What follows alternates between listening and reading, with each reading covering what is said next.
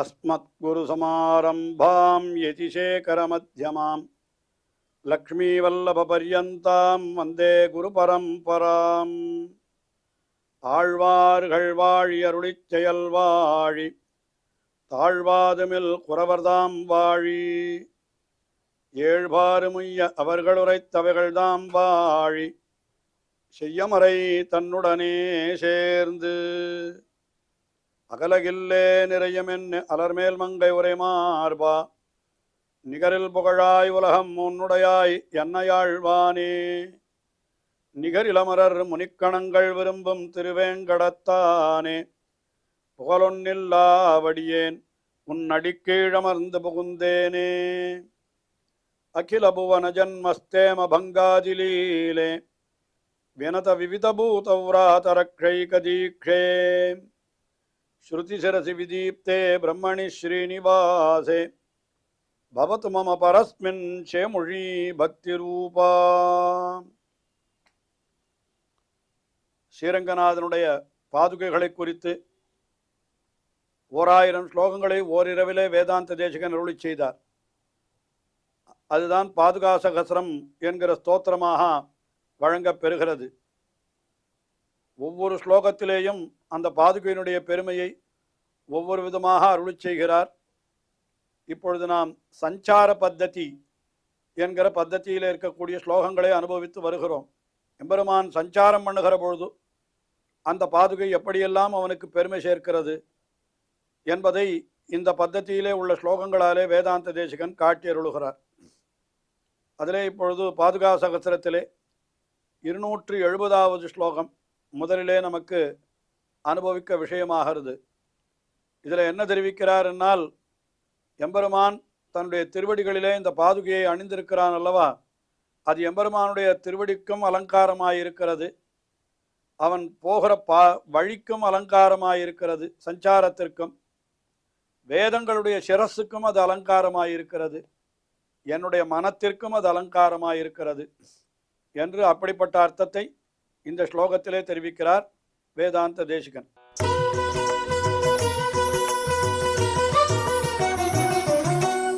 பதயோர் அனயோஹோ பரஸ்ய பும்சா ததனுக்ராஹ்ய விகார பத்ததேர்வா சிரசோ மணிபாதுகே ஸ்ருதீனாம் மனசோ வா மம பூஷணம் த்வமேகா.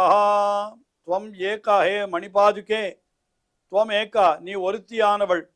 ஏன்னா இது பாதுகை என்கிறதை ஒரு தேவியாக உருவகித்து சொல்லுகிறபடியினாலே பாதுகா என்கிற சொல்லானது சம்ஸ்கிருதத்தினுடைய அந்த வியாக்கரணம் இலக்கணத்தின்படி அது ஸ்திரீலிங்க சப்தம். அதனால பாதுகா என்கிறது ஒரு பெண்பார் சொல்லது. அதனால பாதுகா தேவி என்றே நாம் அப்படி கொள்ள வேண்டும். அதனால அந்த பாதுகாயை பார்த்து தொமேகாக மணிபாதுகே, ஏ மணிபாதுகே, நீ ஒருத்தியானவள், நீ ஒருத்தியே எத்தனை இடத்துல இருக்கிறாய் என்று கேட்டால், பரஸ்ய பும்சகா பதயோஹோ அனயோஹோ. பரஸ்ய பும்சகா, பரமாத்மாவான பகவான், அவனுடைய பதையோ அனயோகோ பதையோகோ, அவனுடைய இந்த திருவடிகளுக்கு நீ அலங்காரமாய் இருக்கிறாய். எம்பெருமானுடைய திருவடியே அழகாக தோத்துகிறது. எத்தாலேன்னு கேட்டா, இந்த பாதுகை மேலே எழுந்தருள் இருக்கிறபடியினாலே தான் என்று சொல்லும்படியாக இருக்கிறபடியினாலே அந்த திருவடிக்கு அலங்காரமாக பாதுகை இருக்கிறது என்று சொன்னார். அதற்கு மேலே இன்னொன்று சொன்னார், தது அனுகிராஹ்ய விகார பத்ததேர்வா. அந்த எம்பெருமானுடைய அனுகிரகத்திற்காக அவன் விகாரம் அங்கு இங்கு செல்லுகிறான் அல்லவா. விகாரம் என்னால் அவனுடைய செல்லுகை. அப்படி செல்லுகின்ற பொழுது அந்த பத்ததி, அந்த வழி இருக்கிறதே மார்க்கம், அதற்கும் கூட அதற்கும் நீ அழகாக இருக்கிறாயோ, அல்லது அதற்கு நீ எம்பெருமானுடைய திருவடிகளுக்கு அழகாக இருக்கிறாயா, அல்லது அவன் செல்லுகிற மார்க்கத்திற்கு அழகாக இருக்கிறாயா என்று சொன்னார். அதுக்கு மேலே மூணாவதாக ஸ்ருதீனாம் சிரசோவா, அல்லது வேதங்களினுடைய சிரஸ் என்னால் அது உபனிஷத்துக்கள். உபனிஷத்துக்களிலே பாதுகை என்று சொன்னால் என்ன அர்த்தம்? அந்த பாதுகையை பற்றி உபனிஷத்து கொண்டாடுகிறது. எம்பெருமானுடைய திருவடிகளை கொண்டாடினால் பாதுகையை கொண்டாடினா மாதிரி தான். கீழே அது அப்படி ஒன்று சொன்னார், ஒரு ஸ்லோகத்திலே தெரிவித்திருக்கார். திருவடி வேறு பாதுகை வேறு அல்ல. திருவடியை சொன்னா அது பாதுகையை சொன்ன மாதிரி தான். அதனால வேதத்திலே எம்பெருமானுடைய திருவடிகளை பற்றி எத்தனை சொல்லியிருக்கிறது. விஷ்ணோ கர்மாணி பஷ்யதா திரிணி பதா விசக்கிரமே விஷ்ணோ கர்மாணி பஷ்யதா என்று தன்னுடைய திருவடிகளாலே உலகத்தை எல்லாம் அளந்தான்னு சொல்கிற பொழுது திருவடியைத்தானே சொல்லுகிறது. ஆகையினால ஸ்ருதீனாம் சிரசா வா வேதங்களினுடைய சிரஸ்ஸான உபனிஷத்துக்கள், அந்த உபனிஷத்துக்களுக்கு அலங்காரமாயிருக்கிறது பாதுகை. அப்படி இல்லைன்னா வேற என்ன சொல்லலாம்? மம மனசோ வாஹா பூஷணம், என்னுடைய மனசிற்கு நீ பூஷணமாயிருக்கிறாய். என்னுடைய மனத்திற்கு எப்பொழுதும் இவர் மனத்திலே பாதுகையே நினைத்து கொண்டிருக்கிறபடியினாலே அந்த பாதுகை இது மனத்திற்கும் அலங்காரமாயிருக்கிறது. ஆஹா, எம்பெருமானுடைய திருவடிகளுக்கு அலங்காரம், அல்லது திருவடிகளுக்கு மட்டுமா, எம்பெருமான் போகிற மார்க்கத்திற்கும் அலங்காரம். எம்பெருமான் அந்த மார்க்கத்தில் இந்த பாதுகையை சாத்தின்று எழுந்துள்ளினான். அது எழுந்துள்ளுகிற இடமே அவ்வளவு அழகா இருக்கணுமே. அதனால மார்க்கத்திற்கு அலங்காரமாயிருக்கிறது. வேதங்களுடைய சிரசான உபனிஷத்துக்கள் அதுகளுக்கு அலங்காரமாயிருக்கிறது. கடைசியில் என்னுடைய நெஞ்சுக்கும் அது அலங்காரமாயிருக்கிறது என்று பாதுகையை இப்படியெல்லாம் கொண்டாடினார் இந்த ஸ்லோகத்தால். அதற்கு மேலே அடுத்தபடியாக 271வது ஸ்லோகம். இதில் என்ன தெரிவிக்கிறார் என்னால், என்னுடைய நெஞ்சு மிகவும் கல் நெஞ்சு, கடினமான நெஞ்சு. அதில் நீ பழக வேணும் என்னால் அதற்கு முன்னாலே இந்த மாதிரி கடினமான விஷயங்கள் ஏதாவது ஒன்று நீ பழகி இருக்க வேணும். அப்பொழுதுதானே என்னுடைய நெஞ்சிலே நீ தயையோடு விளையாட முடியும். அதற்காகத்தான் தேவதைகளுடைய கிரீட்டங்களிலே நீ உன்னுடைய பழக்கத்தை ஏற்படுத்தி கொண்டாய் என்று சொல்றார். அதாவது பாதுகை தேவதைகளுடைய கிரீட்டங்களிலே இருக்கிறது என்பதுதான் பொருள். இந்த இடத்துல பாதுகையானது தேவதைகளுடைய கிரீட்டங்களிலே இருக்கிறதுன்னா என்ன அர்த்தம்? தேவதைகளெல்லாம் தங்களுடைய தலையாலே இந்த பாதுகையை தாங்குகிறார்கள். தலையாலே தாங்குகிற பொழுது தலையிலே கிரீட்டம் இருக்கும் அல்லவா, அந்த கிரீட்டத்தாலே இந்த பாதுகை தாங்கப்படுகிறது. அப்படி தாங்கப்படுகிற பொழுது அந்த கிரீட்டத்திலே மிகவும் கடினமான ரத்தனங்கள் எல்லாம் இழைக்கப்பட்டிருக்கும் அல்லவா. அப்போ அந்த ரத்தனங்களோடு இந்த பாதுகைக்கு ஒரு சம்பந்தம் ஏற்படுகிறது. அதாவது தேவதைகள் இந்த பாதுகையை தலையாலே தாங்குகிற பொழுது அந்த தேவதைகள் தலையிலே அணிந்திருக்கிற கிரீட்டத்திலே இருக்கக்கூடிய கடினமான ரத்தினங்கள், அந்த ரத்தினங்களிலே பழக்கம் ஏற்படுகிறது. அது எதற்காக அப்படிப்பட்ட பழக்கத்தை நீ ஏற்படுத்தி கொண்டாய் என்னால் அது என்னோடு பழகுவதற்காகத்தான் என்று அழகா சொல்ற. ஸ்லோகத்தை அனுசந்தித்து அர்த்தத்தை பார்ப்போம்.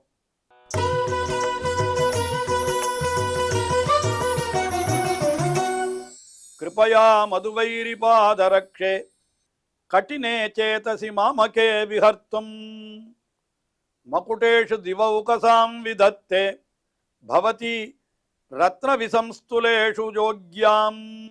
ரத்னம் என்னால் ரத்ன கிரீட்டங்கள் அதெல்லாம் தேவதைகள் அணிந்து கொண்டிருக்கிறார்கள். அது எப்படி இருக்கிறதுனா விசம்ஸ்துலேஷு மேடு பள்ளமாய் இருக்கிறது. ரத்தனம் என்றது இழைக்கப்பட்டிருந்தால் அது ரத்தனம் பதிந்திருக்கிற இடத்துல மேடாயும் பக்கத்தில் பள்ளமாயும் இப்படியெல்லாம் அந்த கிரீட்டம் இருக்கும். அந்த கிரீட்டங்களிலெல்லாம் நீ என்ன பண்ணினாயின்னு கேட்டா ஒரு பழக்கம் விதத்தே யோக்யாம். அந்த யோக்கியம் அதாவது அந்த பழக்கத்தை நீ என்ன பண்ணினாய், விதத்தே உண்டு பண்ணினாய். பவதி விதத்தே யோக்யாம் ஏற்படுத்தி கொண்டாய். தேவதைகளுடைய மேடு பள்ளமாயிருக்கிற கடினமாயிருக்கக்கூடிய அந்த கிரீட்ட ரத்தனங்களிலே நீ ஒரு பழக்கத்தை பண்ணி கொண்டாய் என்கிற. அப்படின்னா என்ன அர்த்தம்? அந்த மேடு பள்ளமுடைய கிரீட்டங்களை, அதாவது ரத்னங்களால் இழைக்கப்பட்ட கிரீட்டங்களை அணிந்து கொண்டிருக்கிற தேவதைகள் தங்கள் தலையாலே இந்த பாதுகையை தாங்குகிறார்கள். அப்பொழுது அந்த பாதுகை அந்த ரத்தனங்களோடு பழக்கத்தை கொள்ளுகிறது என்று இதுதான் அர்த்தம் இதுக்கு.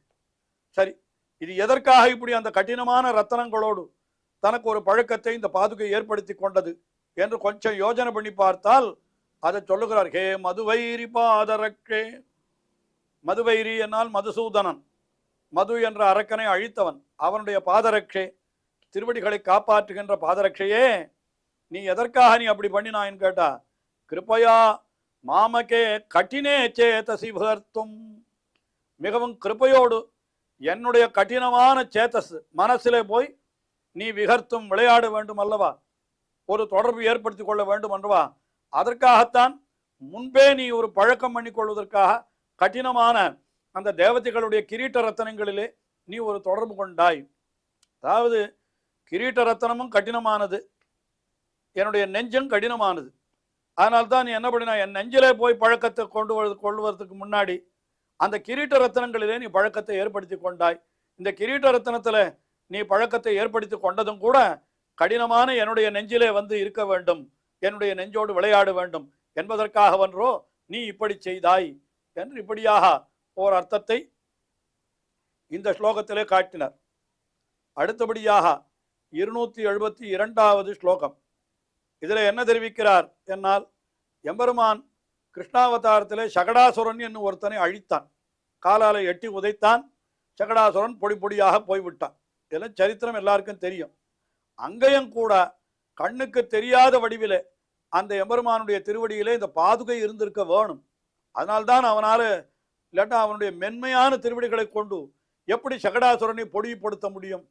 அதனால அங்கேயும் அவனுக்கு நீ உபகாரம் பண்ணினது நீ அல்லவா என்று திருவடிகள் அந்த பாதுகையை பார்த்து சொல்லுகிறார்.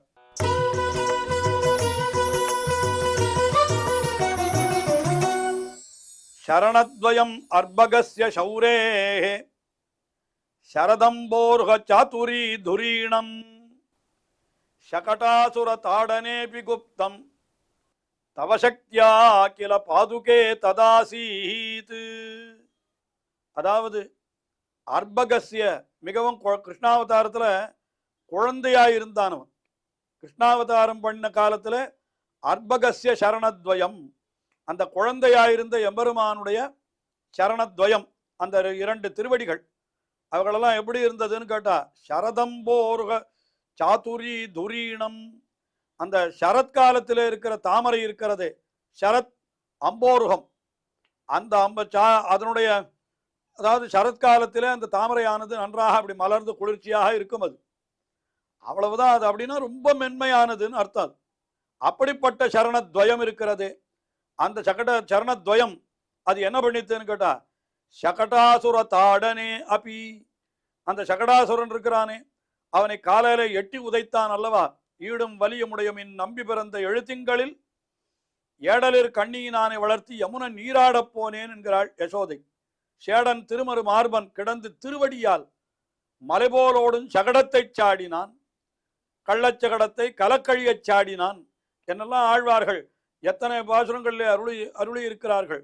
தளர்ந்தும் முறிந்தும் சகடர பசுரர் உடல்வேரா பிளந்து வீயத்து காலாண்ட பெருமானே என்று அந்த திருவடிகளை அந்த இடத்துல ஆண்டான், உபயோகப்படுத்தினான் என்று நம்மாழ்வாரும் அருளி செய்கிறார். அதுதான் சகடாசுர தாடனே அபி, சகடாசுரனை உதைக்கும் பொழுது கூட என்ன இருந்ததுன்னு கேட்டா, அந்த திருவடியில கொஞ்சம் இந்த பாதுகையினுடைய சக்தி இருந்திருக்கணும். அதைத்தான் சொல்ற, தவசக்தியா கில பாதுகே குப்தம், தவசக்தியா கில குப்தம் ததாசீத், உன்னுடைய சக்தியினால் என்றோ அன்றைக்கு எம்பெருமான் காப்பாற்றப்பட்டான், ரட்சிக்கப்பட்டான். ததா ஆசீத், ததா அந்த சமயத்திலே சகடாசுரனை உதைத்த காலத்திலே கூட இந்த பாதுகை என்கிறது நேரடியாக வெளியிலே தெரியாமல் மறைவாக இருந்து கொண்டு அந்த எம்பெருமானுடைய திருவடிகளுக்கு ரட்சகமாக இருந்திருக்க வேணும் போலும். அதனால தான் அது என்ன பண்ணித்துன்னு கேட்டா, குப்தம் என்கிற சப்தத்திற்கு 2 அர்த்தமும் கொள்ளலாம். இந்த இடத்துல குப்தம்னா ரட்சித்ததுன்னு ஒரு அர்த்தம், இன்னொன்று மறைந்திருந்ததுன்னு கூட ஒரு அர்த்தம் சொல்லலாம். ஆஹா, அப்படி இந்த பாதுகையானது எம்பெருமானுடைய திருவடிகளுக்கு எந்தவித நோவும் வராமல் அவனை காப்பாத்தித்து என்கிறத இந்த ஸ்லோகத்திலே தெரிவிக்கிறார். தொடர்ந்து அனுபவிப்போம். ஸ்ரீயக்காந்தாய கல்யாண நிதையே நிதையேர்த்தினாம் ஸ்ரீவேங்கட நிவாசாய ஸ்ரீனிவாசாய மங்களம். ஸ்ரீமத் சுந்தர ஜாமா திருமுனிமான் சவாசினே சர்வலோக நிவாசாய ஸ்ரீனிவாசாய மங்களம்.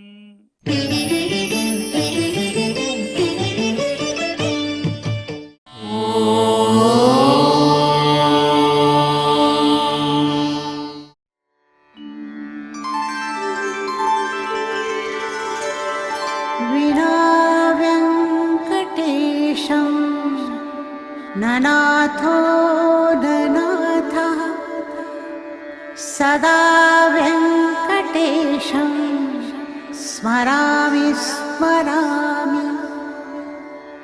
हरे वेङ्कटेश प्रसीद प्रसीद, प्रियं वेङ्कटेश प्रयच्छ प्रयच्छ